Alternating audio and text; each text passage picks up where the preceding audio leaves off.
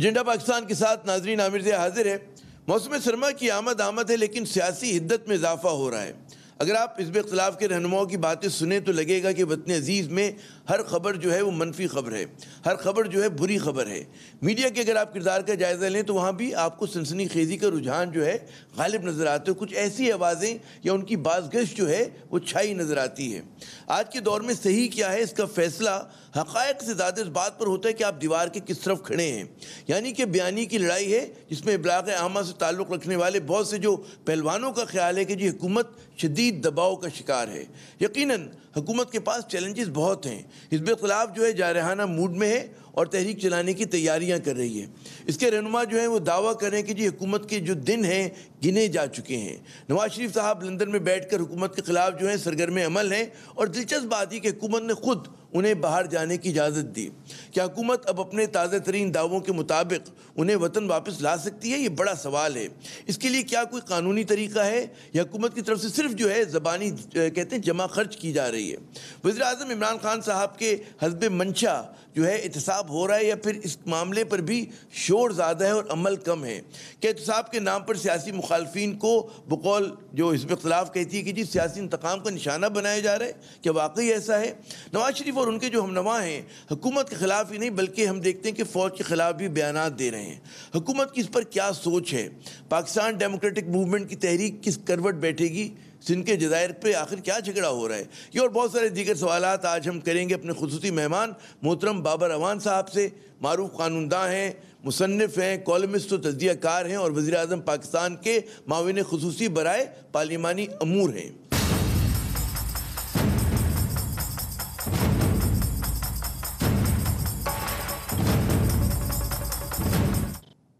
بابر صاحب بہت شکریہ اپنا قیمتی وقت دینے کا۔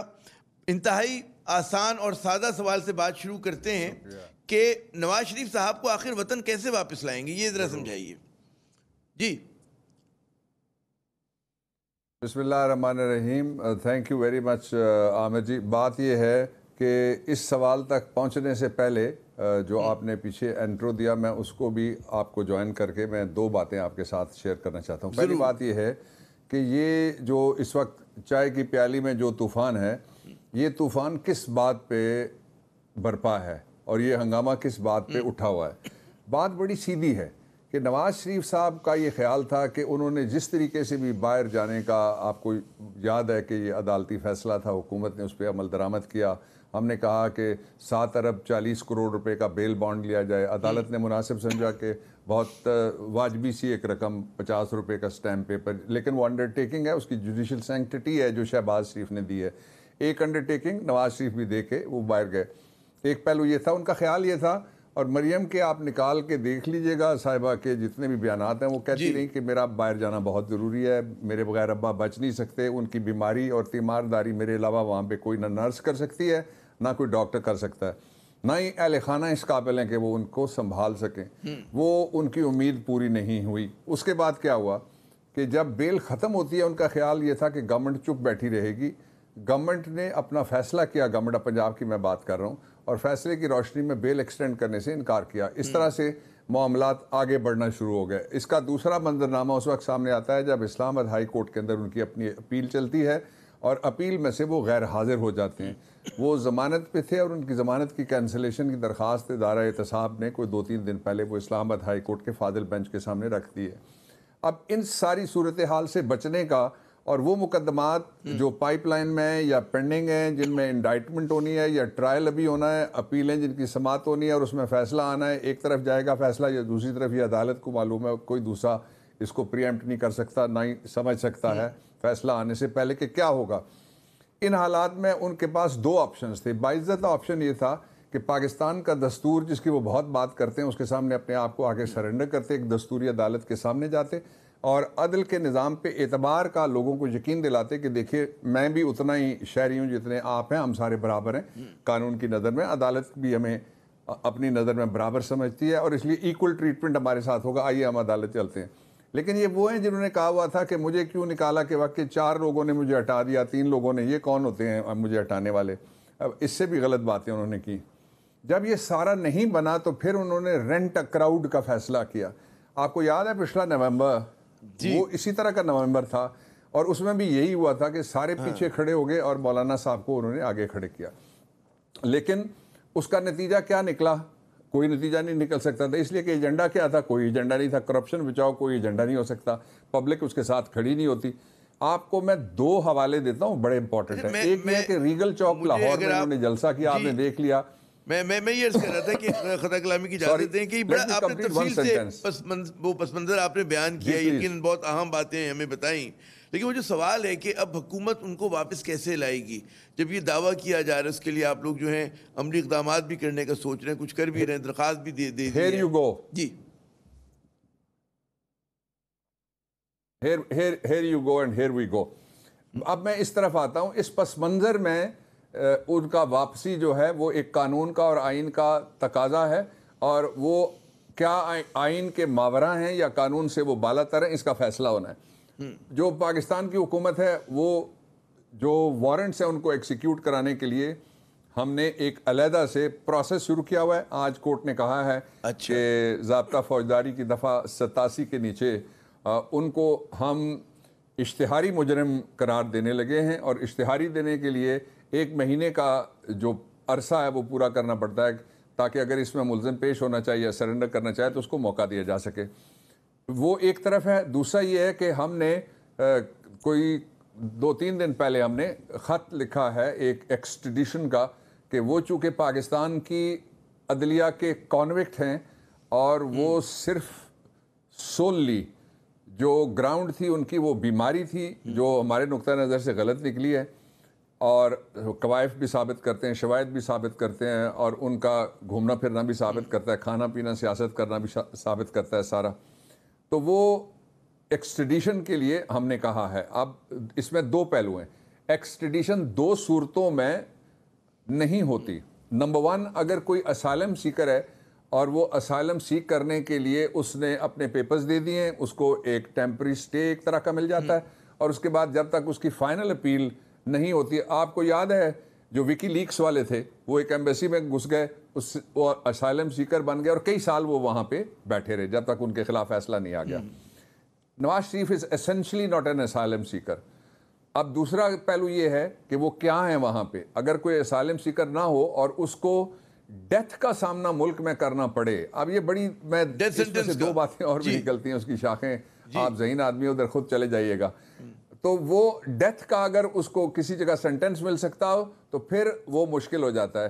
اب یہ جو پرچہ ایک شہری کسی نے درج کرایا، اس سے پہلے بھی ایسے موضوعات جب قوم کے جذبات مجروح ہوں، مذہبی جذبات ہوں، یا کوئی نیشنل انٹیگریشن کے اوپر ہو، یا پاکستان کا پرچم ڈیسیکریٹ ہو جائے، یا عدلیہ یا فوج کو گالی دے، تو لوگ پرچے کراتے ہیں. بے شمار لوگوں کے خلاف ہوئے، اور بڑے بڑے آپ کے شعبے کے لوگوں کے خلاف بھی پرچے ہوئے ہیں.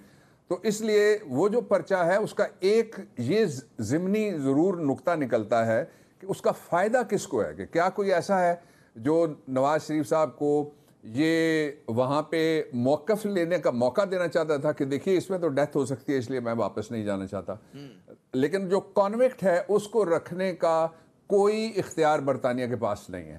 اچھا یہ جو کہا جا رہا ہے، ہمارے جو بہت سارے لوگوں سے بات ہو رہی ہے، ان کا کہنا ہے کہ ہمارا کوئی ان سے کوئی ٹریٹی سائن نہیں ہوئی ہوئی ہے. برطانیہ کی جو عادت ہے کہ وہ دنیا بھر سے، مطلب ہے یہ تو نواز شریف صاحب تو سیاسی آدمی ہیں، دنیا بھر سے جو منی لانڈرز ہیں وہ چلے جاتے ہیں، ان کی اکانومی چلتی ہے مغربی ممالک کی، تو وہ اتنی آسانی سے واپس کرتے نہیں ہیں. ان کو نہ دولت بری لگتی ہے، نہ وہ لوگ جو اتنی ساری دولت لے کر آتے ہیں الغاروں کے حساب سے پیسہ، تو برطانیہ سے لانا بڑا مشکل ہے. ان کے جو قوانین ہیں وہ تیسری، ابھی تو عمران خان صاحب نے تقریر میں بھی یہی بات کی، جو انہوں نے یو این میں تقریر کی، وہ یہی بات شکایت کی تھی نا انہوں نے کہ جی مغربی ممالک جو ہیں وہ اس سٹولن ویلتھ کی پرواہ نہیں کرتے. جی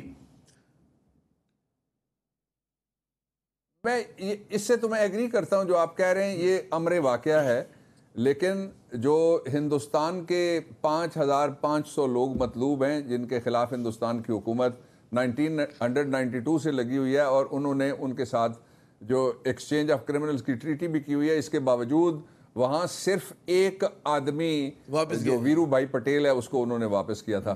میں ڈسٹنکشن واپس کیا، ایک آدمی واپس کیا.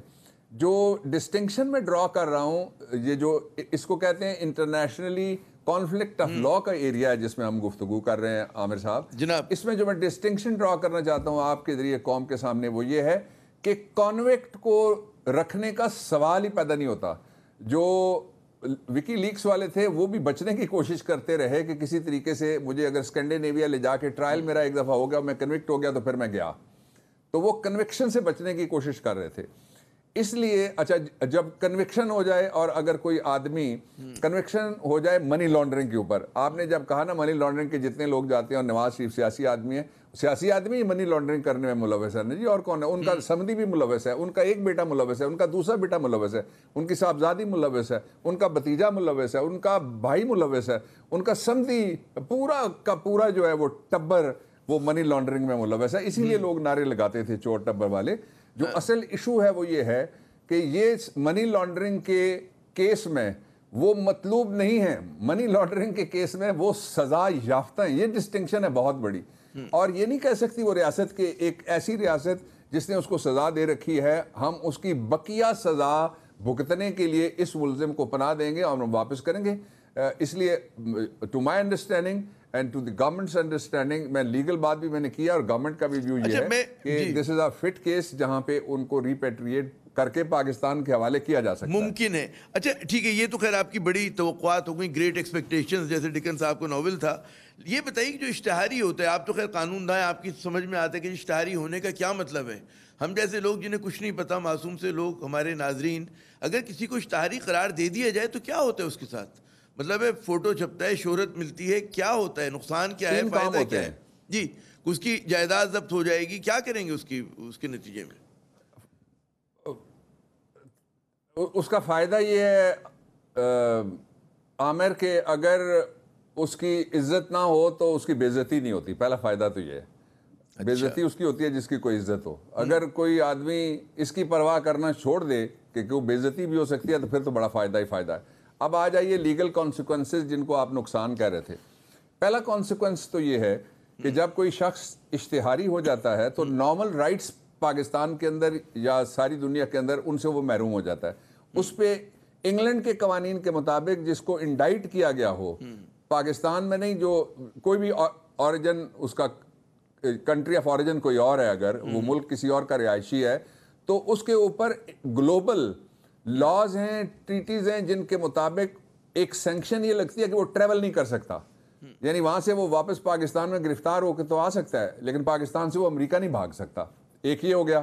دوسرا یہ ہے کہ جو مقامی عدالت ہے, جس طرح لاہور میں شروع ہوا ہے, یہ ظاہر ہے جب 88 میں جائے گا اسلام آباد ہائی کورٹ, 87 کے بعد ایک مہینے کے بعد, تو پھر آرڈرز اور بھی سامنے آئیں گے. میں پریمپٹ نہیں کرنا چاہتا, پینڈنگ پروسیڈنگ ہے اس لیے. تو اس کے سارے جتنے بھی ایسٹس ہیں وہ سارے فورفیٹ ہو جاتے ہیں, ان کی کرکی کی جاتی ہے اور ان کی نیلامی کی جاتی ہے. آپ کو معلوم ہے کہ کوئی سال 1.5 سال ہو گیا ہے کہ اسحاق ڈار کے ایسٹ جو تھے ان کی کرکی کی کارروائی کے اوپر اسٹے آرڈر لگا. ہوپ فلی وہ اسٹے آرڈر خارج ہونا چاہیے تاکہ قوم چاہتی ہے کہ ان کے جو قومی وسائل کے لٹیرے ہیں ان کے پیسے واپس آئیں, تو وہ واپس آنے چاہیے قومی خزانے میں, وہ کسی کی جیب میں یا کسی پارٹی کو نہیں ملنے. تو یہ دوسرا پہلو اس کا ہو گیا. تیسرا جو سب سے خوفناک پہلو ہے وہ یہ ہے کہ ایک ایبسکانڈر صرف ایبسکانڈر نہیں ہے, وہ ایجنٹ پرووکیٹو کا کردار ادا کر رہا ہے. پاکستان کی ریاست کے خلاف وہ اکسا رہا ہے, پاکستان کی مسلح افواج کے خلاف پاکستان کے آئینی اداروں کے خلاف, نظام عدل کے خلاف, آئینی اداروں پر آتے ہیں. ذرا مجھے اس چیز کی وضاحت کر دیں. آپ نے کہا جی جائیداد قرقی ہو جائے گی, کوئی آپ لوگوں نے فہرست بنائی ہوئی ہے کہ نواز شریف صاحب کی کیا جائیداد ہے, کون سا مال ٹاؤن کا گھر ہوگا, جاتی عمرہ کی جائیداد ہوگی, کیا فیکٹری, کچھ آپ لوگوں نے حساب کتاب کیا ہوا ہے؟ اور آپ کو کیا اس بات کی امید ہے کہ عدلیہ ساتھ دے گی آپ لوگوں کا اس معاملے پہ, اور کتنی جلدی اس کو ایگزیکیوٹ کرا سکیں گے؟ نہیں, عدلیہ قانون, سوال بہت زیادہ ہو گئے, ذرا مجھے پھر ایک ایک کر کے ایک جملے 2 جملے میں جواب دینے دیں. پہلے تو یہ ہے کہ عدلیہ ساتھ دے گی. عدلیہ قانون کے ساتھ پہلے کھڑی تھی, آئین کے نیچے کھڑی ہے, جو آئین کا آرٹیکل 175 میں اس میں لکھا ہوا ہے کہ عدلیہ کو وہ اختیارات حاصل ہیں جو ان کو آئین اور قانون دیتا ہے, اس لیے وہ تو قانون کے ساتھ کھڑے ہوں گے. جو ایبسکانڈر ہے اس کے ظاہر ہے جائیداد اس کی کرک ہوگی. اچھا, ایک بات یہ. دوسرا یہ ہے کہ جو متعلقہ پروسیکیوٹنگ ایجنسی ہے جو پروسیکیوٹ کر رہی ہے ان کے خلاف مقدمات کو, نواز شریف صاحب کے, اس نے باقاعدہ لسٹ داخل کی ہوئی ہے اور ان سے طلب بھی کی گئی ہے. یہ دس از مائی انڈرسٹینڈنگ, جب بھی مانگی جاتی ہے تو وہ فہرست دے دیتے ہیں کہ یہ ان کی جو جائیداد ضبط کر دی جائے. اچھا, پھر اگر ان کی جائیداد جی ہاں, وہ اندرون ملک بھی ہو سکتی ہے, بیرون ملک بھی ہو سکتی ہے, اور اندرون ملک تو پہلے ضبط ہوگی فوری طور کے اوپر. اچھا, یہ دوسری بات ہو گئی. تیسرا جو آپ نے سوال کیا کہ کیا یہ جو اس صورتحال میں جو نواز شریف ہے ان کے خلاف اور کیا کیا کیا جا سکتا ہے, جو ہی وہ ایک دفعہ اور, یعنی یہ اب وہ ڈبل اشتہاری ہونے والے ہیں. یہ آپ نے کسی فلم میں بھی نہیں دیکھا ہوگا کہ کوئی ڈبل اشتہاری ہو جائے. سلطان راہی جب وہ ڈبل اشتہاری ہو جائیں گے تو پھر ان کی, میں یہ کہہ رہا ہوں سلطان راہی اور مصطفیٰ قریشی کی فلم یہ تو بھی مظہر شاہ کی فلم میں نہیں ہوا, یہ تو امریش جی جی یہ تو امریش پوری کی فلم میں بھی نہیں ہوا, اور یہ برٹ لنکاسٹر کی فلم میں بھی نہیں ہوا. یہاں سارا کچھ ہو رہا ہے جو. تو اس لیے ان کے لیے راستے وہ خود بند کر رہے ہیں. دیکھیں یہ جو پروسیڈنگ ہے اس کے پیچھے ایک ججمنٹ ہے.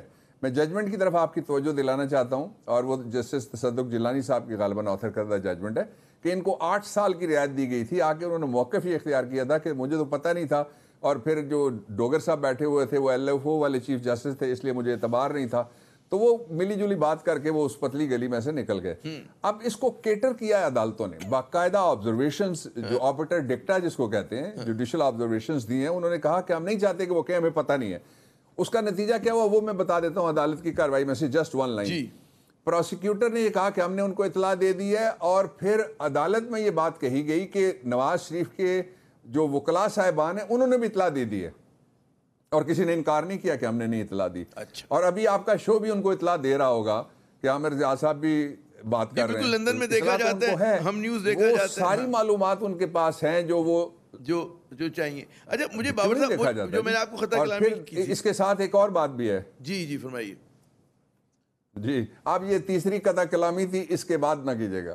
نہیں وہ تو میں جسارت کرتا رہوں گا, کیونکہ ہمیں تو پیسے اس بات کے ملتے ہیں کہ ہم بیچ میں ذرا ٹوک دیا کریں. میں یہ عرض کہہ رہا تھا, آپ نے بھی وہ بات کی تھی کہ جی اداروں کے خلاف بات کرنے کی. لندن میں بیٹھ کر نواز شریف صاحب جو ہے حکومت کو ہی نہیں برا بھلا کہہ رہے, تنقید کر رہے, اداروں پہ کر رہے ہیں, پاک فوج پہ کر رہے ہیں. حکومت کی کیا سوچ ہے اس بارے کے اندر, کیا کر سکتے ہیں آپ اس چیز کے اوپر؟ جی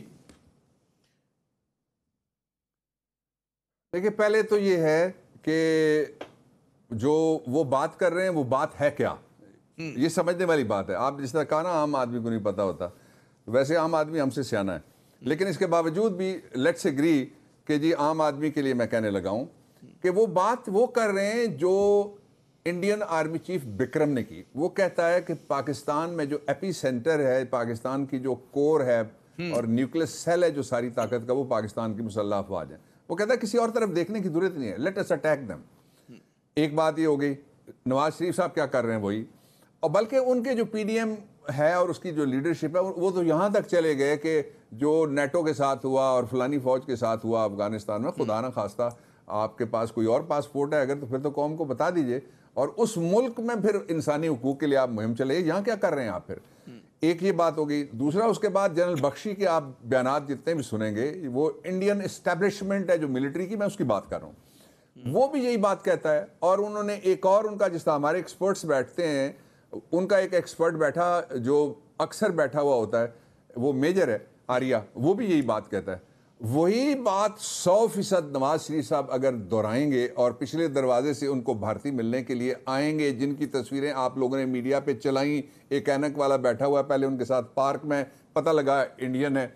جس ڈاکٹر شال نے ان کو دیا سرٹیفکیٹ وہ انڈین ہے, امریکہ میں ہوتے ہیں لیکن وہ انڈین ہے, ان کے پاس انڈین نیشنلٹی اور انڈین پاسپورٹ ہے.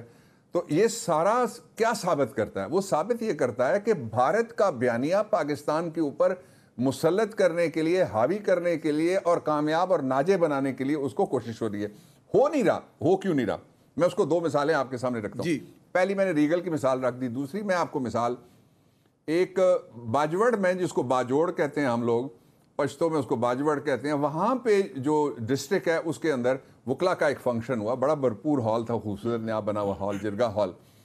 یہ ہم نے جب فاٹا کے درمیان جو ضرب عضب اور باقی جو مہمات تھی جن میں ہم عظیم قربانیاں دی ہمارے سارے بچوں نے, تو ان کے نتیجے میں یہ اس طرح کی وہاں پہ بڑی ایکٹیویٹی شروع ہوئی. تو وکیلوں کا فنکشن تھا, ایک شخص اس کو ایک بات پاکستان کے خلاف کرنے کی کوشش کی, لوگوں نے کہا کہ یہ نہیں چلے گا, یہ نہیں چلے گا. وکیل سارے اوپر آ گئے اور مشکل سے ان کو گاڑی تک بگایا گیا. یس.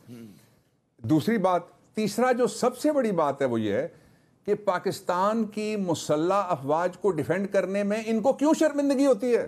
میں اب آپ کو ایک بات میں وہ کہنے لگا ہوں جو اس سے پہلے نہیں کہی کسی نے کسی شو پہ بھی. جی سوری, یہ سارا ہونے کے بعد پہلی دفعہ میں بات کرنے لگا ہوں.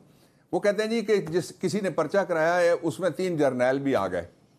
اب اس کے 2 مطلب نکالے جا سکتے ہیں. اس کا پہلا مطلب یہ نکالا جا سکتا ہے کہ کوئی ایسا بھی ہے جو جرنیلوں کے خلاف پرچہ کروانا چاہتا تھا. اس کا دوسرا مطلب یہ نکالا جا سکتا ہے کہ وہ جرنیل وہاں بیٹھ کے تماشا دیکھتے ہیں, ان کی موجودگی میں ایسی گفتگویں ہوتی ہیں اور وہ گفتگویں سنتے ہیں وہ ریئیکٹ نہیں کرتے اور وہ پینشن لیتے ہیں اور انہوں نے گھر لیے ہوئے ہیں اور وہ ابھی تک ان کے پاس جو سروس ہے پینشن کی سروس بک جس کو فوج والے کہتے ہیں, میرا تو پورا علاقہ فوجی ہے, پٹھوار کاؤٹا سارا علاقہ فوجی ہے, اور وہ بالکل بات نہیں کرتے. میں اب دوسری پہ چلے جاتا ہوں, میں یہاں رک جاتا ہوں, میں اور نہیں کہنا چاہتا. میں کہتا ہوں کہ اگر ان کے خلاف کسی نے کارروائی کرنی ہو نا تو فیلڈ FGMC اس کو کہتے ہیں, فیلڈ جنرل کورٹ مارشل, وہ بلا کے پوچھیں کہ یہ کیا ہو رہا ہے. آپ نے تو وفاداری کا ایسا حلف اٹھایا ہوا ہے کہ آپ فوج کے وفادار رہیں گے, کھایا پیا عہدے لیے سارا کچھ کیا, یہ بات سنتے کس طرح سے آپ ہیں.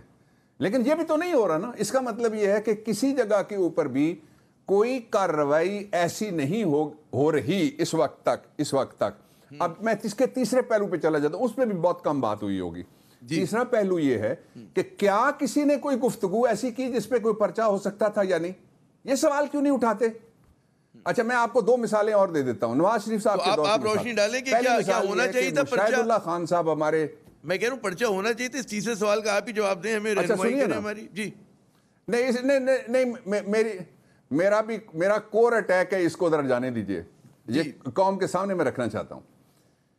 مشاہد اللہ خان صاحب کو انہوں نے ہٹایا تھا, الزام کیا تھا بتائیں نا ذرا قوم کو. اچھا آگے چلتے ہیں. انہوں نے اپنے انفارمیشن منسٹر کو ہٹایا تھا, ہٹایا نا کہ نہیں ہٹایا, پرویز رشید صاحب کو. جی بالکل. تو الزام کیا تھا. اس کا مطلب یہ ہوا آپ کے سوال کا جواب آ گیا کہ اس سے پہلے بھی اگر کوئی اس طرح کی گفتگو کرے تو اس کے خلاف کاروائیاں ہوتی ہیں, انہوں نے خود کر رکھی ہیں. یا تو یہ ہے کہ وہ کاروائیاں آئی واش تھا, اور یا یہ ہے کہ کوئی اسٹے آرڈر جاری کر دیا جائے یا ایگزیکٹو آرڈیننس ایک جاری کر دے گورنمنٹ, جو نہیں کر سکتی صدر کر سکتے ہیں, کہ جناب پورے پاکستان میں کوئی پرچہ نہیں کرائے گا. کس طرح سے 22 کروڑ لوگوں کے جذبات سے آپ کھیلنے کے بعد کہیں گے کوئی بھی نہ گھر سے نکلے. میں تو نہیں نکلوں گا, آئی ایم دی گورنمنٹ, آپ نہیں نکلیں گے, آپ تو صحافی ہیں. لیکن جو ہمارے ارد گرد لوگ ہیں, ہم کس طرح سے سب کے اوپر ایک نظر رکھی ہوئی ہم نے وہ. اچھا پھر آخری بات, آج جو کچھ ہوا کہ تھانے کے اندر جا کے بڑھ کے مار رہے ہیں, کیمراز رکھے ہوئے ہیں, ٹی وی ہے, لائیو چلانے کی کوشش, کیا سکھا رہے ہیں قوم کو آپ. یہ وہ تھانے جن کو پچھلے ہفتے اب سارے کہہ رہے تھے کہ آپ کے ہوتے ہوئے سڑک پہ واقعات کیوں ہو رہے ہیں, اور آپ ٹھیک کہہ رہے تھے سارے. یہ ان کی عزت, آپ یہ ان کی آبرو, یہ ان کی سینکٹیٹی ہے کہ آپ ساتھ لے کے چلے جائیں سارے. میں کوئی لفظ اور استعمال نہیں کرتا, آؤٹ لاز ہیں نا. اگر کوئی کسی کے خلاف غلط FIR یا کارروائی ہو تو اس کا طریقہ لکھا ہوا ہے, کانسٹیٹیوشن میں لکھا ہوا ہے, آرٹیکل 199 ہے, آپ ریٹ پٹیشن فائل کریں گے, اور اس کے بعد CRPC میں پروویژن ہے, آپ جائیں گے اینٹیسپیٹری بیل لیں گے. آپ قوم کو یہ سکھا رہے ہیں جو ہی تھانہ پرچہ کرے تو آپ تھانے پہ چڑھ دوڑیں سارے. اچھا مجھے یہ بتائیے, اب جو تاثر مل رہا ہے ریاست کے اندر, ریاست ہے نا جی, میں یہ عرض کروں, بالکل آپ نے سوال یہ کہ جی لگ یہ رہا ہے, تاثر یہ جا رہا ہے کہ ملزم نے مدعی کو جو ہے کٹہرے میں کھڑا کر دیا, اور ملزم جو ہے مدعی پہ جرم ثابت کرنے کی کوشش کر رہا ہے. اب جو تاثر جا رہا ہے, مطلب جو ایک پیغام ہے وہ تو یہ مل رہا ہے, اور اس میں پھر ہمیں نظر یہ آ رہا ہے کہ جو حکومت ہے وہ تھوڑی, آپ گفتگو کر رہے ہیں اور بھی وزراء گفتگو کر رہے ہیں, لیکن کچھ مطلب ہے کر نہیں پا رہے. اور کیونکہ آزادی ملی ہوئی ہے, مطلب حکومت پہ تنقید جائز ہوتی ہے, خلاف جمہوری حق ہے, لیکن اداروں کو تو متنازع نہیں بنایا جاتا, نہ بنانا چاہیے, وہ بھی ان حالات میں کہ جی بھارت سے آپ کی کشیدگی چل رہی ہے, مغربی بارڈر آپ کا پورس ہے. جی حکومت پہ 100 اعتراضات اٹھائیے, you are most welcome. Policy اعتراضات کیجئے, پرفارمنس اعتراضات کیجئے, دوسرے امیجنیبل ان امیجنیبل سارے اعتراضات کر رہے ہیں اور کیجئے. یار اب میں قوم کے ایک فرد کی حیثیت سے اگلا جملہ آپ سے کہنے لگا ہوں, کیا باقیوں کا ذمہ نہیں ہے یہ جو 4-4 انچ سارا کچھ چڑھا کے چہرے پہ بیٹھتے ہیں اور پاکستان کے بارے میں جب تک آخری جملہ نہیں کہتے کہ اس کا کچھ نہیں بن سکتا، ملک کا ان گورنیبل ہے، اس میں کوئی ادارہ نہیں چل رہا، سب بیکار ہو گیا، اور پھر اپنی ایس یو وی کار میں بیٹھتے ہیں اور گھر چلے جاتے ہیں، گھر نہا دھو کے صبح پھر پاکیزہ ہو کے بیٹھ جاتے ہیں پاکستان کو گالیاں دینے کے لیے۔ مجھے دنیا کا کوئی ایک دوسرا ملک، آپ عامر صاحب، میں آپ کے ذریعے قوم سے سوال رکھنا چاہتا ہوں، آپ کے سامنے بھی میں سوال رکھتا ہوں، آپ you are one of journalist to whom we cherish, English Urdu دونوں طریقے سے، مجھے دنیا کا کوئی دوسرا ملک بتا دیں جہاں پہ ریٹائرڈ جنرل کوئی اس طرح سے گفتگو کریں جن کی غیرت اس وقت جاگتی ہے جب وہ پینشن لے کے ریٹائر ہو جاتے ہیں، کوئی بیوروکریٹ اس طرح کی ریاست کے بارے میں، اداروں کے بارے میں، اپنے حلف کے بارے میں، اپنی ڈیوٹی کے بارے میں گفتگو کرے جب وہ ریٹائر ہو جاتا ہے، ریٹائرمنٹ سے ملے ہوئے پیسوں سے وہ گھر بناتا ہے لیکن وہ بیٹھ کے وہاں پہ گفتگو کرتا ہے۔ تیسرا مجھے کوئی یہ بتا دیجئے کہ کسی پارٹی کا سربراہ کسی ڈیموکریٹک کانسٹیٹیوشنل ڈسپنسیشن والے ملک کے اندر اس طرح کی گفتگو، باقی تو وہ ہے نا جہاں شیخڈمز ہیں، فیفڈمز ہیں، سینٹرل پلانڈ اکانومیز ہیں، وہاں نظام ایسے ہیں جہاں نہیں کوئی بات کر سکتا۔ میں یہ کروں کیا آپ یہ محسوس ایک نہیں، دنیا جو لوگ ان کے لیے کھڑے ہو کے ان کی سرپرستی کرتے ہیں، سرپرستی نہیں کرتے، حمایت کرتے ہیں، حمایت نہیں کرتے، ان کے جلسوں میں بھی جا کے کھڑے ہوتے ہیں، ان سے بھی تو کوئی سوال بنتا ہے اس قوم کی طرف سے، اس سرزمین کی طرف سے۔ ایک اور سوال، کیا آپ کے لیے تشویش کی بات نہیں کہ ایک چھوٹے سے طبقہ صحیح لیکن جو پڑھے لکھے لوگوں پہ مشتمل ہے، ہمارے اکیڈمیا سے تعلق ہے، صحافت سے تعلق ہے، ان میں ایک انٹلیکچول فیشن بن گیا کہ جی ریاست پاکستان کو ریاستی اداروں پہ تنقید کرنا، فوج کا پہ تنقید کرنا، یہ چیز آپ لوگوں کے لیے، ہمارے جو کہتے ہیں سوچنے سمجھنے والے لوگ ہیں، باعث تشویش نہیں ہونی چاہیے کہ اس کو باقاعدہ ایک انٹلیکچول فیشن بنا دیا گیا ہے؟ جی آپ بالکل 100% درست کہہ رہے ہیں، لیکن اس کے پیچھے بڑا پیسہ ہے، اس کے پیچھے بڑی فنڈنگ ہے۔ کوئی آپ ان میں سے غریب آدمی نہیں دیکھیں گے، سائیکل والا کوئی صحافی ایسے نہیں کرتا، موٹر سائیکل والا صحافی، اس کا نام مجھے بتائیں، کسی کیمرہ مین، لائٹ مین کو، بوم آپریٹر کو آپ نے کسی جگہ، پروڈیوسر کو، کسی ایگزیکٹو پروڈیوسر کو آپ نے یہ کام کرتے ہوئے نہیں دیکھا ہوگا۔ یہ وہ ہیں جن کے پھر دورے ہوتے ہیں، ان میں سے ایک طبقہ وہ ہے جو بیرون ملک بیٹھتا ہے، وہ بیرون ملک بیٹھ کے کتابیں لکھتا ہے، باقاعدہ انڈیا کو وہ ٹو کرتے ہیں۔ دیکھیں نا، میرے پاس کوئی ثبوت کسی کے بھی خلاف نہیں ہے کہ کسی کے خلاف وہ کہتے ہیں نا ثابت کر دو، دہلی کی کرپشن کوئی نہیں ہے، یہ کام ہے جو تفتیشی ادارے ہیں۔ اب پرچہ کسی نے کروا دیا، اس کی تفتیش عامر صاحب آپ کے خیال میں کیا کرنا چاہیے؟ جس نے پرچہ کرایا ہے، جس طرح آپ نے کہا، یہ انگلش ڈیفنسز میں سے ایک ڈیفنس ہے، آپ نے بڑی زبردست بات کی کہ مدعی کو کٹہرے میں کھڑا کر دو، اس کو کہتے ہیں بلیم دی وکٹم۔ اچھا، اور وہ کیس یہ تھا کہ ایک پڑوسن کیتلی گرم پانی والی مانگ کے لے کے گئی، جب وہ واپس لینے کے لیے چوتھے دن گئی تو اس نے نیچے سوراخ کر کے واپس دے دیا، تو وہ کورٹ میں جب گئی تو کہتی ہے اس نے تو مجھے سوراخ کر کے دیا تھا، اس میں نے پانی گرم کیا ہی نہیں ہے۔ اب اس کو کہتے ہیں کہ کچھ پتہ نہیں کیا ہوتی ہے اور پتہ نہیں کیا ہوتی ہے۔ بلیم دی وکٹم آپ نے تاریخی جملہ کہہ دیا۔ مجھے یہ کہا جا رہا ہے، سرگوشی میں یہ کہا جا رہا ہے کہ میں یہاں پہ وقفہ لے لوں، وقفے کے بعد جب دوبارہ آئیں گے تو یقیناً سوال کریں گے بابر روان صاحب سے کہ یہ کہتے ہیں نا یکایک حزب اختلاف کا موڈ ایک دم اتنا جارحانہ کیوں ہو گیا، اس پہ کچھ بات کریں گے۔ کچھ بات ہوگی سندھ کے جزائر پہ بھی کہ جناب ان جزیروں کا کیا مسئلہ ہے، 18ویں ترمیم جو ہے وہ کتنی مددگار ثابت ہو رہی ہے اس ملک کی گورننس کو ٹھیک کرنے میں، یا مشکلات پیدا کری۔ ہمارے ساتھ رہے گا۔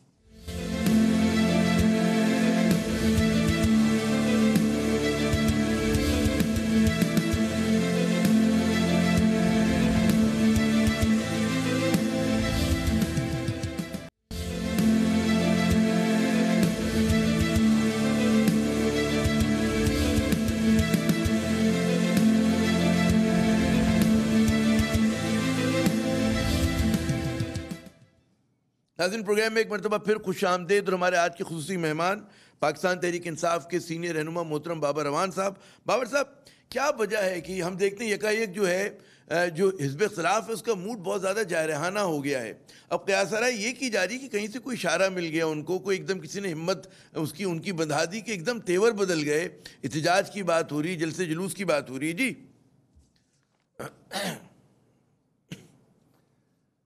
پہلے تو یہ ہے کہ اس حزب اختلاف نے پہلے دن سے آج تیسرے سال میں گورنمنٹ جا رہی ہے، ہمیشہ دو کوششیں کی ہیں۔ ایک یہ ہے کہ پاکستان کے بارے میں کبھی استحکام کی، اور ریورسل آف اکانومی کی اچھی طرف کوئی خبر باہر نہیں جانی چاہیے, اور پورا اس کا گھیراؤ کرو اس صورتحال کا, لوگوں کو پتہ لگے کہ پاکستان ایک خدا نخواستہ ناکامی کی طرف جانے والی ریاست ہے. آپ کو اور اگر کچھ بھی نہیں چاہیے تو صرف آپ برکھا دت کی وہ کتاب جس کے صفحہ نمبر 224 اور 225 پہ اس نے لکھا ہے کہ کیا گفتگویں کس طرح سے ان کی ہوتی رہیں, اور ساجن جندال کے کمرے میں, تو ان کو چاہیے لنڈن میں اس کے خلاف چلے جائیں اور جا کے ایک اور وہاں پر کرا دیں نا, ان کے پاس حکومت ہی وہ وہاں جا کے کرا دیتے. اچھا ایک اور میں بات کہتا ہوں, دوسرا اس کا پہلو یہ ہے, یہ جو بات ہے وہ یہ ہے کہ پہلے دن انہوں نے پاکستان کی ہسٹری میں نہیں, میرے خیال میں دنیا کی ہسٹری میں, کہ پرائم منسٹر جلسے کی طرح مائک پکڑ کے تقریر کر رہے ہیں, انہوں نے تقریر نہیں کرنے دی. اس کے بعد کبھی انہوں نے کوئی پبلک کے لیے ایک لفظ یہ نہیں کبھی بولے. جب بھی بولتے ہیں تو اپنے لیے بولتے ہیں, لیڈر کے لیے بولتے ہیں, اپنے کیس بچانے کے لیے بولتے ہیں, منی لانڈرنگ سے بچنے کے لیے بولتے ہیں, نیب کے دروازے پہ تالا لگوانے کے لیے بولتے ہیں, اور نیب آرڈیننس کے 38 میں سے 34 سیکشنز کو انڈو کرانے کے لیے بولتے ہیں. اور مجھے کوئی ایک ایشو بتا دیں جس کے اوپر یہ کھڑے ہوئے ہوں اور انہوں نے کہا یہ قوم کے لیے ہم نے کام کرنا ہے اور گورنمنٹ نے بڑھ کے ان کا راستہ روک لیا ہو. کسی جگہ بھی نہیں, سوال پیدا نہیں ہوتا, ریکارڈ ہی نہیں ہے. اب اس کا ایک دوسرا پہلو ہے, وہ بھی ذرا آپ ملاحظہ فرما لیجئے کہ یہ کر کیا سکتے ہیں اس ملک میں. دیکھیے جب سے پیدا ہوئے یہ سارے کے سارے, اور کچھ ان کی پچھلی نسل, بلکہ ساروں کی پچھلی نسلیں بھی, پی ڈی ایم پورا اقتدار میں رہے, اس کا جواب کون دے گا؟ جو عمران خان کے 2 سال ہیں, ابھی 3 سال رہتے ہیں, ان کا جواب صبح دوپہر شام حکیم کی دوائی کی طرح, چائے کی پیالی کی طرح اس میں طوفان پیدا کیا جا رہا ہے. چلیں اچھا یہ ان سے کوئی نہیں پوچھتا اچھا یہ کہ جو تم سارے پہلے جب رہے ہو تو تم نے کیا کیا. مثلا میں آپ کو آپ کے شہر کی بات کروں, جی میں وہی میں اپنے شہر پہ آ رہا تھا کہ مجھے یہ بتائیے کہ جو کراچی کے, مجھے پتہ بڑے آپ کو اس سے تعلق رہا ہے کراچی سے, کہ کراچی کے جو کاروباری حضرات ہیں ان میں بڑی تشویش یہ کہ ملک جو ہے خاکم بدین پھر سیاسی عدم استحکام کی طرف بڑھ رہا ہے, کیونکہ جو ایک ماحول بنا دیا گیا ہے اس میں وہ جو میں نے کہا نا کہ قیاس آرائی ہو رہی کہ کیا حزب اختلاف کو کہیں سے اشارہ ملا کہ جب اتنا بڑھ کر بات کری, اتنا مطلب ہے بڑے بڑے اعلانات کر رہے ہیں. جی دیکھیے اشارہ پہلے بھی جس ٹیلی فون نمبر کی وہ بات کرتے تھے نا وہ لوکل نہیں تھا, اس لیے کہ لوکل نمبر ٹریس ہو سکتا ہے کہاں تھا, کس کے پاس تھا, وہ اس کا نمبر ہے, اس کا کوڈ ہے, اس کا پن کوڈ ہے, اس کا پک کوڈ ہے, اس کے لیے اور بے شمار اس وقت موجود ہیں.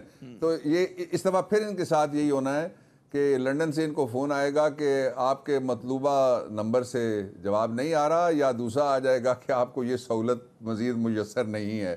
یہ جو تاثر دینے کی کوشش کر رہے ہیں, کراچی کے جن کاروباری طبقوں نے یہ کہا ہے وہ بڑے بریلینٹ ہیں, let me appreciate their vision. They proved the point کہ یہ کبھی بھی نہیں چاہتے, میں نے جو 2 منٹ پہلے بات کہی تھی, دیٹ پرووز دی پوائنٹ آپ کے سوال سے, کہ یہ کبھی بھی نہیں چاہتے کہ پاکستان میں استحکام ہے. میں اس کی تازہ مثال کراچی سے دینا چاہتا ہوں. کراچی کی جو سٹاک ایکسچینج مارکیٹ ہے اس نے اپر لیول سے بھی اوپر جا کے چھلانگ لگائی, اور ساری دنیا میں اس کی تعریفیں ہونا شروع ہو گئیں. آج کل پھر ذرا دیکھ لیجئے, جب سے یہ کہتے ہیں ہم پاکستان نہیں چلنے دیں گے, ہم یہ بند کر دیں گے, ہم کرتے کچھ نہیں. اس کا سبب ہے خراب ہوا ہے اس لیے کہ لوگ چور کو اور داغی کو, میرا جملہ مکمل ہونے دیں عامر صاحب, چور کو اور داغی کو لوگ انقلابی اور باغی نہیں کہیں گے. چور کو اور داغی کو لوگ انقلابی اور باغی کبھی نہیں کہیں گے, سوال ہی پیدا نہیں ہوتا, لوگ جانتے ہیں بہت اچھی طرح سے. اور میں ساتھ یہ بھی بتاؤں کہ آپ کے جو شہر اقتدار ہے نا آپ کا کراچی کا, وہاں جو سی ایم صاحب ہیں وہ کبھی بھی نہیں چاہیں گے کہ ان کی وزارت اعلیٰ کو کوئی نقصان پہنچے, اس لیے کوئی تحریک شیک نہیں چلنی. چلیں یہ تو آپ نے کہتے ہیں پنچ لائن دے دی, پنچ لائن آپ نے ہمیں دے دی. اب کیوں کراچی کی بات ہو رہی تو کراچی سے آس پاس ہی ہمارے کچھ جزائر ہیں, جزیرے ہیں, اس کے اوپر جو ایک تنازع کھڑا ہو گیا کہ جی واقعی حکومت جو ہے ان پر بقول سندھ حکومت کے, پیپلز پارٹی کے اور یہاں کی جو دیگر جماعتیں کہ جی کوئی قبضہ کرنے جا رہی ہے اور ان کو آئین کے تحت اس چیز کی اجازت نہیں ہے, ان کے پاس حق کی حاصل نہیں ہے. کیا یہ جھگڑا ہے, کیا پوزیشن ہے یہ؟ جی مجھے یہ بتائیے کہ جو کراچی پورٹ ٹرسٹ ہے وہ کس کے پاس ہے؟ وفاق کے پاس ہے. اس کی اتھارٹی کس کے پاس ہے؟ جزائر سارے ہی وفاق کے پاس ہیں. دیکھیں نا جب یہ بات کرتے ہیں نا مجھے بڑا افسوس ہوتا ہے, یہ بھول جاتے ہیں کہ بھٹو صاحب نے بھی ایک جزیرہ اور اس کے اندر ہوٹل یا کسینو یا اس طرح کی فیسلٹی بنانے کی کوشش کی تھی. یہ اپنی تاریخ تو دیکھیں جو اعتراض کرنے والے ہیں, اور شہر کی تاریخ دیکھ لیں. ایک بات. دوسرا یہ 6 مہینے کے ڈائلاگ کے بعد انہوں نے نو آبجیکشن سرٹیفکیٹ دیا. نو آبجیکشن سرٹیفکیٹ ہے ان کا باقاعدہ. وہ دینے کے بعد اس کی بنیاد کے اوپر کراچی کے صدر نے, اس سے جتنے کوئی باقی محب وطن ہوگا, کیا ڈاکٹر عارف الفی ان سے کم محب وطن ہو سکتے ہیں, انہوں نے ایک آرڈیننس جاری کیا. اور آرڈیننس کیا ہے کہ وہاں پہ بنڈل آئلینڈ اور ایک دوسرا ساتھ ہے, ان دونوں کے اوپر ایک بنی ہے اتھارٹی. وہ اتھارٹی کرے گی کیا؟ ان کو دبئی بنانے کی کوشش کرے گی. یہ بے آب ہو گیا جو ویڈیو آپ دکھا رہے ہیں, اس کو آباد کرنے کی انشاءاللہ کوشش کرے گی. یہاں جھگیوں کی بجائے جو چھوٹی موٹی کٹی پھٹی یہ جو جتنی آپ کو چیزیں نظر آ رہی ہیں, ان کی بجائے ایک شہر ہوگا. یہاں دعا ہو سکتا ہے. یہاں پہ کوئی جس طرح بابر صاحب ایک اور یہ خواب بہت اچھا ہے. بادشاہ تھے سعودی عرب کے, ان کے نام پہ بنا جزیرہ. میں یہ کروں کہ یہ خواب بہت اچھا ہے, اچھا بڑا دلکش خوشکن خواب ہے. لیکن لوگ یہ کہتے ہیں کہ یہاں پر آپ دیکھ رہے ہیں کہ ہرے بھرے, مجھے نہیں پتا ان جزیروں کی خود کیا صورتحال ہے, لیکن کہ جو ترقی کے نام پر مینگروو کے جو جنگلات ہیں وہ بڑے قیمتی اثاثہ ہیں ہماری ماحولیات کا, تو ان کا خیال نہیں رکھا جائے گا. ابھی بھی ہم دیکھتے ہیں کراچی میں سندھکوٹ کے ہوتے ہوئے بھی بہت زیادہ جو ہے مینگرووز کو تباہ کیا گیا, ختم کیا گیا. جی جی آپ بتا رہے تھے کہ نہیں, ان کو کوئی نہیں چھیڑے گا. اس لیے ان کو کوئی نہیں چھیڑے گا اس لیے کہ پاکستان میں ماحولیات کے لیے, درختوں کے لیے, پلانٹیشن کے لیے, اور پاکستان میں جو فارسٹ ریزروز ہیں, نیشنل پارکس, ان کے لیے جتنا کام عمران خان نے 2 سال کیا ہے, پچھلے 73 سال میں اتنا کام کوئی نہیں ہوا. اس لیے وہ فکر کرنے کی کوئی ضرورت نہیں ہے کہ یہاں سے کوئی ایک درختوں کی کٹائی ہوگی یا کچھ اور ہوگا. اور پھر دوسرا یہ ہے, مجھے بڑی اس بات سے بڑی تکلیف ہوتی ہے پاکستان سے محبت کرنے والے سارے لوگوں کو, کہ بعض لوگ اس طرح گفتگو کرتے ہیں جس طرح وہ ایک ملک ہے, علیحدہ کوئی صوبہ نہیں ہے. اس طرح نہ کریں. اس لیے 18ویں آئینی ترمیم پہ ان کے رویے کی وجہ سے سوال اٹھتے ہیں, اور اس پہ کچھ چیزیں ایسی ہیں جن پہ گہری نظر ڈالنے کی ضرورت ہے. فی الحال گورنمنٹ کے پاس ایسا کوئی ایجنڈا نہیں ہے فوری طور پہ, لیکن یہ کبھی نہ کبھی 18ویں آئینی ترمیم کے کچھ حصوں کو دوبارہ پارلیمنٹ میں بحث کے لیے لایا جا سکتا ہے. اس پہ میں آپ کو ایک دے دیتا ہوں پارلیمنٹ کے اندر کی خبر. وہ یہ ہے کہ اس وقت نیشنل اسمبلی اور سینٹ میں دونوں بڑی اپوزیشن پارٹیوں کی طرف سے 40 سے زیادہ 18ویں آئینی ترمیم کے بعد آئینی ترمیم کے بل پڑے ہوئے ہیں. وہ آنے جب اس وقت بھی بات ہو سکتی ہے ان کے اوپر.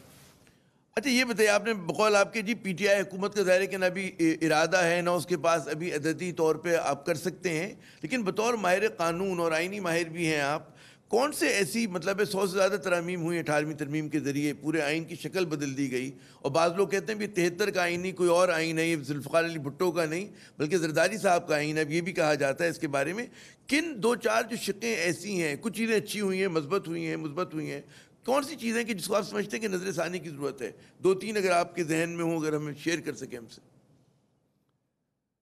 نہیں, میرے ذہن میں 7-8 ہیں, لیکن میں ان پہ گفتگو جان کے نہیں کرنا چاہتا. ہیڈ لائن دے دیں ہمیں 1-2 جملوں میں. طور پہ میں 2 جملے یہ کہہ دیتا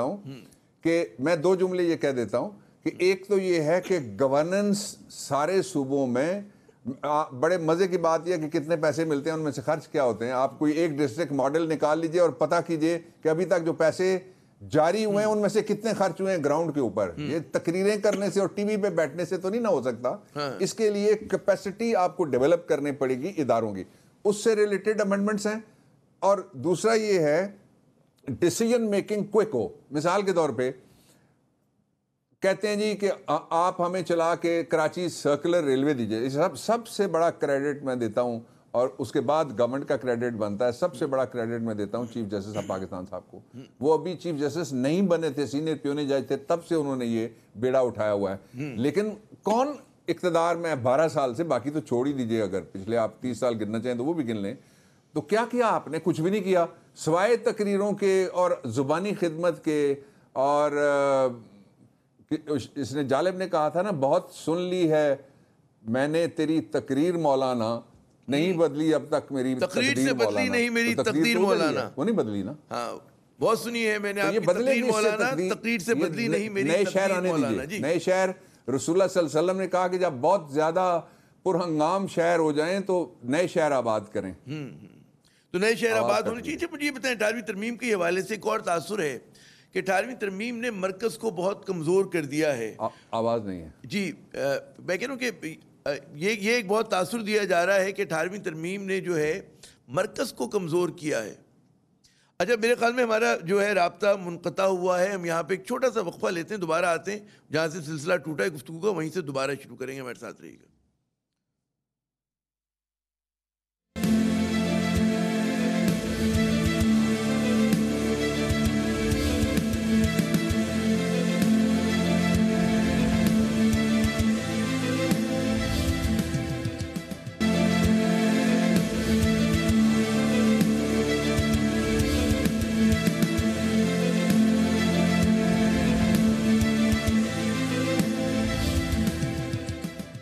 प्रोग्राम में नाज़रीन एक मरतबा फिर खुश आमदीद। हमारे आज के खुसूसी मेहमान मोहतरम बाबर रवान साहब। और वक्फे से पहले जो मैं सवाल करने की कोशिश कर रहा था इनसे और हमारा सिलसिला मुनक़ता हो गया था बाबर साहब, मैं दोहरा देता हूँ कि एक तासुर ये है कि 18वीं तरमीम की वजह से जो है मरकज़ जो है कमज़ोर हुआ है और सूबाइयत जो है वो बड़ी है। ये किस हद तक ये तासुर दुरुस्त या गलत है आपके नज़दीक?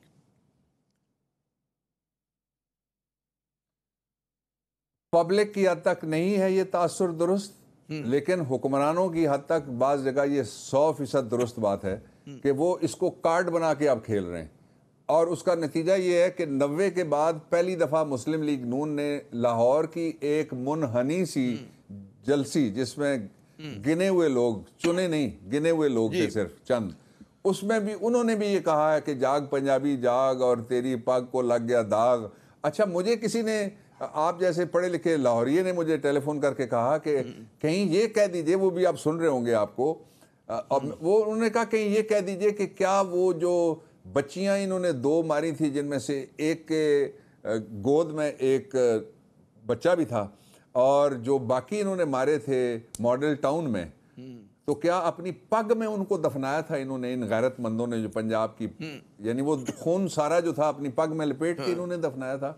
तो ये सारा कुछ इस हद तक के हुक्मरान बाद उनको कार्ड मिला है कि हम हैं अगर तो फिर ये सूबा है, और अगर हम हैं तो फिर निज़ाम है, अगर हम हैं तो खुदा न खास्ता ये सारा आप नहीं होंगे तो तब भी चलता रहेगा। इसकी कोई परवाह नहीं है किसी को। इंशाल्लाह ये मुल्क बहुत बड़ा है और बहुत बड़े बेहतर तरीके से अब दोबारा ये रस्ते के ऊपर आ रहा है।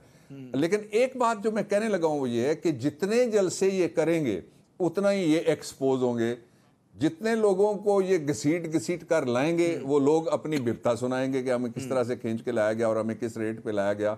इसलिए कि जो रेंट अ क्राउड है वो आपसे और सोशल मीडिया से, और जो सोशल रिपोर्टर्स हैं जिनका ताल्लुक किसी मीडिया के साथ नहीं है और जो बात सुनते हैं, वीडियो बनाते हैं और 1 सेकंड के अंदर उसको अपलोड करते हैं, उनसे ये नहीं बच सकेंगे। ये बाहर आए तो सही और लोगों को बताएंगे ये क्या, कि हम आके आपके लिए क्या करेंगे जो पिछले हम 35 साल नहीं कर सके। एक कोई बता दें जिसका दादा नाना परदादा इक्तदार में किसी न किसी जगह नहीं रहा, एक बता दें। अच्छा, ये बताइए, सारे रहे हैं सिवाय इमरान खान को छोड़ के, जिनके पास पहली दफा इक्तदार आया है, और 5 साल बाद उनका भी हिसाब करना चाहिए। बिल्कुल अकाउंटेबिलिटी होनी चाहिए। जब बात आपने हिसाब की तो हिसाब की बात करते हैं। क्या इमरान खान साहब, जाहिर है कि आप लोगों की सियासत का जो एक कहते हैं ना बुनियादी पत्थर है वो ये कि जी एहतसाब होना चाहिए, क्या जिस तरह का एहतसाब हो रहा है मुतमईन है उसके नताइज से? क्योंकि जो नज़र आ रहा है कि जी हिज़्ब इख्तिलाफ कम अज़ कम मुतनाज़ा बनाने में मीडिया में कामयाब हो गई है, एहतसाब का शोर ज़्यादा है, कन्विक्शन नहीं होता, केस पे केस खुलता है लेकिन क्लोजर होता नहीं है, तो ये चीज़ें जो हैं बाइस तशवीश नहीं है? बाइस तशवीश जो किसी जगह अगर प्रोसिक्यूशन वीक है तो वो है, किसी जगह अगर ताख़ीर हो रही है तो वो है, जो रिकवरीज उनमें ताख़ीर हो है वो तो ये तो बाइस तशवीश बातें होंगी। लेकिन आपके पास वॉच डॉग एक ही है। आपको याद है सारे इदारों ने सुप्रीम कोर्ट में पैनामा केस के दौरान आप तशरीफ़ लाते थे, वहाँ मुलाकात भी रहती थी जी।